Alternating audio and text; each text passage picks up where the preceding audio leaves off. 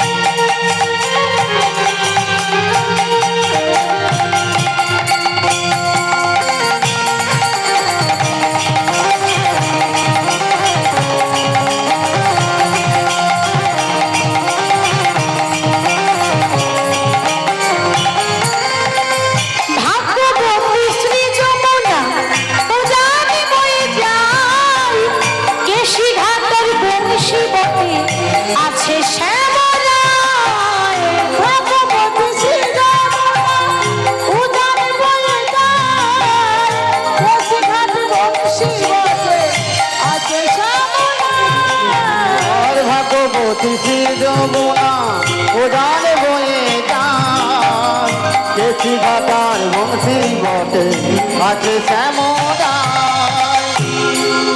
যেথাই বাঁশরি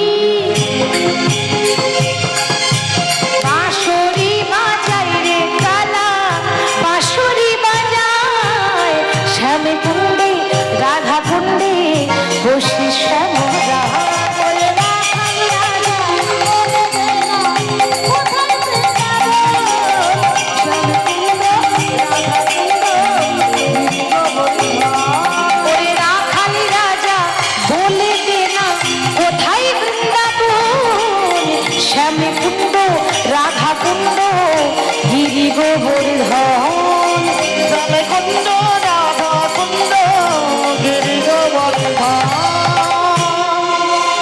আমরা ভজনের মাধ্যমে বিষয়ে চলে এলাম।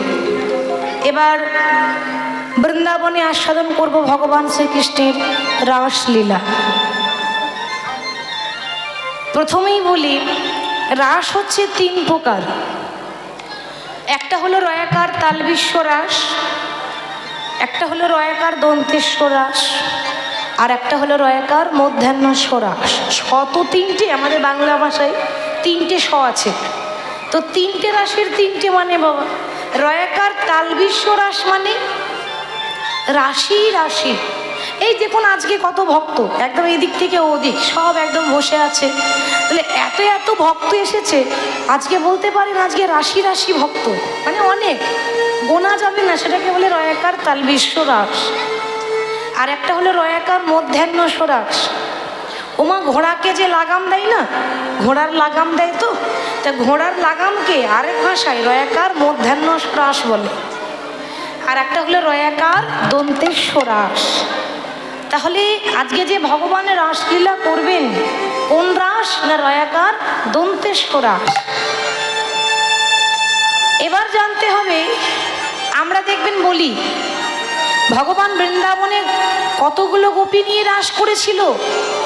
আমরা বলি কেউ 1600 বলে, কেউ বলে 100 কোটি, কিন্তু বৈষ্ণব মতে বলছে 100 কোটি নয়, 100 কোটি।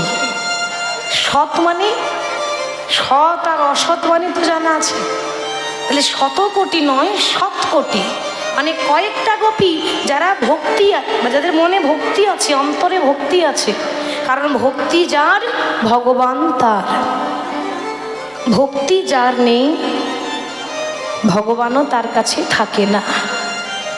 এবার আজকে যে গোপীদেরকে নিয়ে ভগবান রাসলীলা করেছিলেন, সেই গোপীদের মধ্যে 3 প্রকারের গোপী আছে। একটা হলো সাধন সিদ্ধা,